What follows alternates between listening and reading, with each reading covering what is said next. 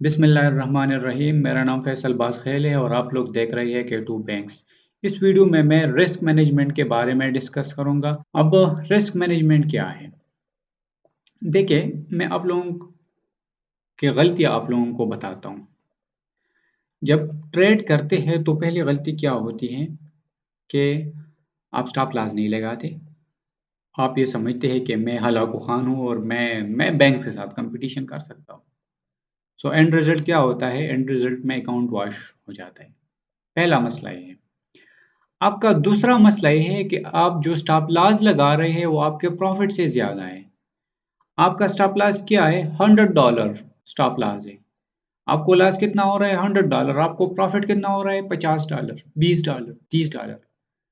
मैं आपको गारंटी देता हूँ, आप जाए अपना अकाउंट हिस्ट्री चेक करें, आपका कोई भी प्रॉफिट आपके स्टॉप लॉस से ज्यादा नहीं होगा। आपका स्टॉप लॉस आपके प्रॉफिट से ज्यादा होता है और यही मसला होता है। इस वीडियो में मैं आप लोगों का ये इशू हल करूंगा कि आप लोगों का प्रॉफिट आप लोगों के स्टॉप लॉस से ज्यादा हो जाएगा और यही चीज हमें क्या फायदा देते हैं कि एंड में हम प्रॉफिट में होते हैं और हम बैंक्स के साथ फिर compete कर सकते हैं। सो इसको पहला क्या काम करना है? पहला आप लोगों ने करना है अपना जो आपका इक्विटी है उसको डिफाइन करना है कि मेरे पास कितना इक्विटी है, मेरे पास कितना बैलेंस है और इस पे मैं रिस्क कितना लूंगा। आपने क्या करना है? सबसे पहले आपने अपना इक्विटी चेक करना है। आपका इक्विटी है मिसाल के तौर पर $1000। अब आपने इस पे रिस्क लेना है सिर्फ और सिर्फ 2% पर ट्रेड। ये काम आपने एक मंथ करना है और रिजल्ट देखना है। अगर रिजल्ट ना मिले तो फिर आप लोग कह सकते हैं, जो भी आप लोगों की मर्जी। आपका इक्विटी है $1000, आपका रिस्क है 2%। ये आपका हर ट्रेड के लिए आपका ये स्ट्रेटेजी होना चाहिए। अब इसको आप कैलकुलेट कैसे करेंगे? तो कैलकुलेट करने का तरीका काफी आसान है। आपने जाना है गूगल क्रोम में, वहां पे लिखना है रिस्क मैनेजमेंट कैलकुलेटर बेबी पिप्स। इसको लिखना है। इसको जब आप लोग लिखेंगे तो फिर एंटर पे क्लिक करना है। जब हम एंटर पे क्लिक करते हैं तो यहाँ पे क्या आता है? Position size calculator. इस पे क्लिक करना है। अब हमारे पास क्या आएगा? कैलकुलेटर हमारे सामने है। सो फर्स्ट स्टेप हम कर रहे हैं। मुझे तो पता है कि मेरा बैलेंस कितना है, $1000 है और मैं इस पे रिस्क कितना ले रहा हूँ? 2%। मुश्किल कोई नहीं है।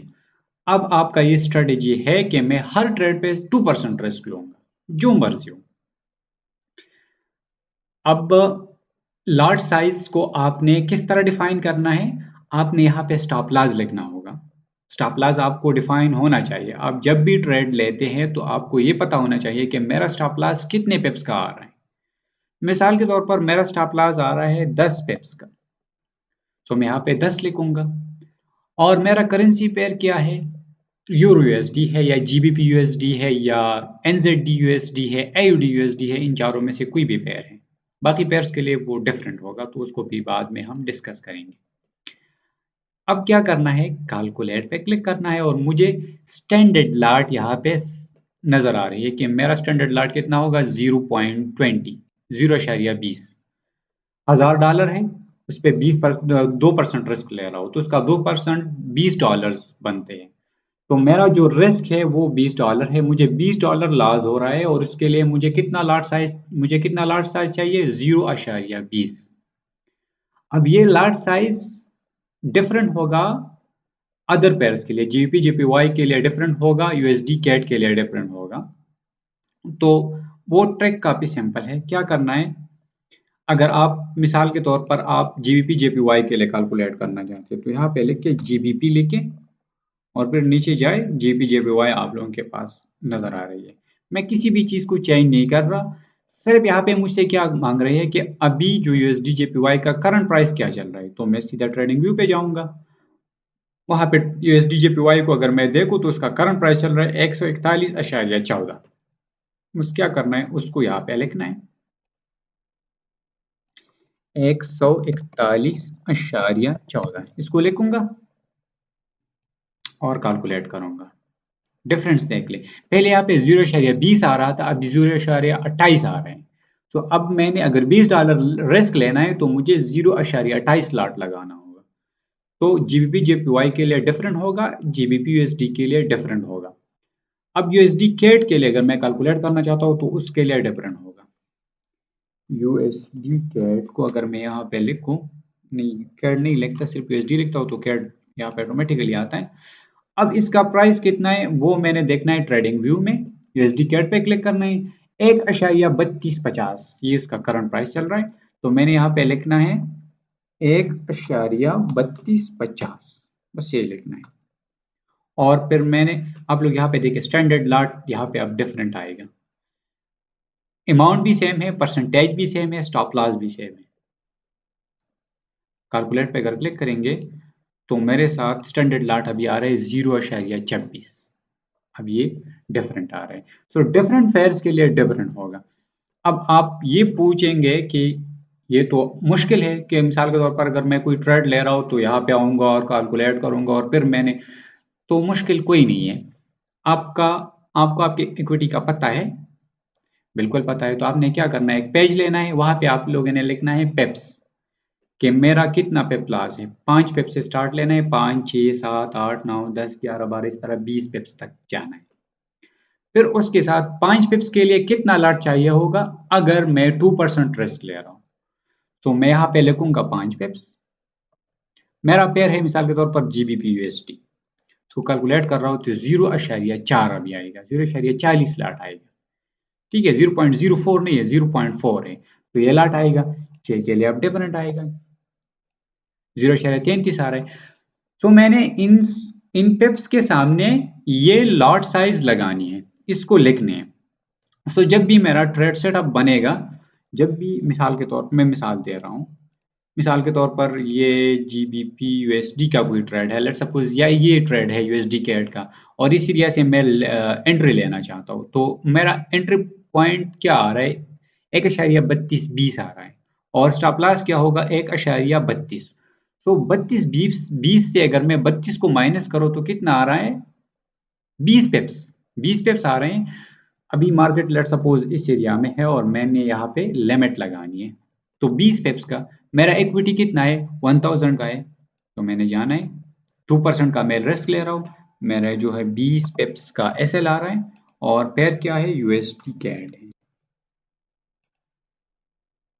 मैंने नीचे जाना है, कैलकुलेट पे क्लिक करना है, यहाँ पे 0.13 लाट मैंने लगानी है।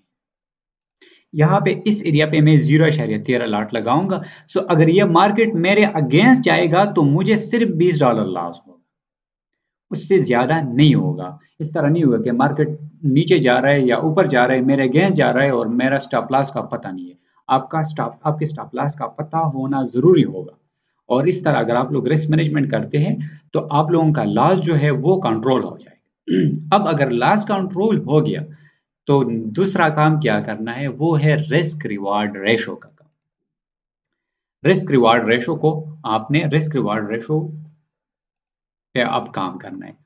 आपको तो परसेंटेज का पता चल गया कि मैंने इतना परसेंट लेना, आपका स्ट्रेटेजी ये है कि मैंने 2% रिस्क लेना है इस ट्रेड पे, हर ट्रेड पे।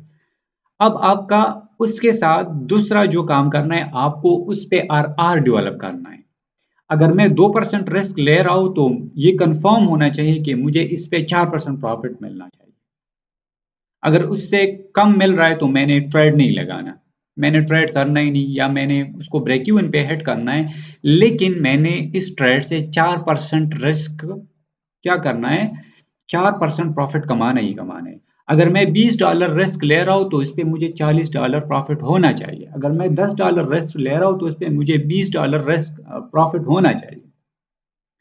या आप जो है, अगर $10 रिस्क ले रहे हैं तो इस पे आप $30 कमाएं। लेकिन फिर अगर आप ज्यादा करेंगे तो फिर आप लोगों के ब्रेक इवन हिट होने के चांसेस ज्यादा होंगे। सो इट्स बेटर कि आप 1:2 में चलें। लेट्स सपोज अगर आप 1:3 में चलते हैं तो क्या फायदा हो सकता है, आप 10 ट्रेड्स करते हैं और 10 ट्रेड्स में आपके 5 आपके अगेंस्ट चले जाते हैं, आपका स्टॉप लॉस हिट करता है और 5 आपका प्रॉफिट हिट करता है, तो क्या हो सकता है, अगर मैं रिस्क मैनेजमेंट ना करूं तो मैं ऑटोमेटिकली लॉस में होऊंगा। मैंने आप लोगों को देखा है, आप लोग 10 ट्रेड्स करते हैं, 9 ट्रेड में प्रॉफिट में होते हैं, एक ट्रेड आप लोगों के अगेंस्ट चले जाते हैं, 9 ट्रेड्स का जो प्रॉफिट आप लोगों ने कमाया वो एक ट्रेड में लॉस में चला जाता है। तो फिर आप किस तरह प्रॉफिट करेंगे? प्रॉफिट करने के लिए आप लोगों ने रिस्क मैनेजमेंट पे काम करना होगा। इस वीडियो को बार बार देख के इसको समझें। अब अगर मैं 10 ट्रेड्स लेता हूँ और उसमें मेरे 5 ट्रेड्स मेरे अगेंस्ट चले जाते हैं, मेरा स्टॉप लॉस हिट करता है और 5 ट्रेड्स मेरा प्रॉफिट टारगेट हिट करता है, तो मुझे लॉस कितना हो रहा है? $5000 और प्रॉफिट कितना हो रहा है? $15000। आप लोगों का मसला क्या है? आप लोगों को लॉस होगा $15000 और प्रॉफिट होगा $5000। यही मसला है। और फिर लोग कहते हैं कि फॉरेक्स तो गैम्बलिंग है, इसमें तो प्रॉफिट नहीं हो रहा। प्रॉफिट इसलिए नहीं हो रहा क्योंकि आपको इसके बेसिक का पता नहीं। आप इंसान में अगर बैकबोन नहीं है तो क्या वो चल सकेगा? नहीं चल सकेगा। आपका बैकबोन नहीं है ट्रेड में, आपका रिस्क मैनेजमेंट नहीं है, और यही मसला है कि आप प्रॉफिट नहीं कर सकते। तो आज के बाद आपने क्या करना है? इस वीडियो के बाद इस वीडियो को देखना है बार बार, सीधा जाना है, पेन और कॉपी लेना है, एक पेज पे 2 लाइंस ड्रा करनी है, एक साइड पे पिप्स लिखने हैं, दूसरे साइड पे लॉट साइज लिखना है। ऊपर आपने पेयर लिखना है कि जीबीपी यूएसडी के लिए मेरा कितना कितना लॉट साइज आएगा अगर मैं $20 रिस्क ले रहा हूँ, अगर मैं $10 रिस्क ले रहा हूँ। तो इस तरह अगर आप लोग करेंगे, आप लोगों को लॉट साइज का पता हो, तो जब भी आप एंट्री लेंगे आपका लॉस वो उतना ही होगा जितना आपने पहले से अपने माइंड में रखा हुआ है। और प्रॉफिट आपने क्या करना है? हमेशा उस पे 2% प्रॉफिट जनरेट करना है। मिसाल के तौर पर अगर आप $10 रिस्क ले रहे हैं तो आप हमेशा कोशिश करें कि इस पे $20 प्रॉफिट कमाएं। सो एंड में अगर आप लॉन्ग टर्म में आप हमेशा प्रॉफिट में होंगे। अगर आप वीक पे आप लोग देखेंगे तो अगर 10 ट्रेड्स आपके अगेंस्ट चले जाते हैं, 10 ट्रेड्स आप करते हैं वीक में, 5 ट्रेड्स आपके अगेंस्ट चले जाते हैं, 5 आपके प्योर में जाते हैं, तो आप ऑटोमेटिकली प्रॉफिट में होंगे। सो इस स्ट्रेटेजी को अपनाना है, इस पे काम करना है। आप लोग इसको सिर्फ 1 महीना बस ये काम करें, ज्यादा नहीं, 1 महीना करें और रिजल्ट देखें। अगर आप लोगों को ये वीडियो अच्छी लगी तो चैनल को सब्सक्राइब करें और वीडियो को लाइक करें। शुक्रिया।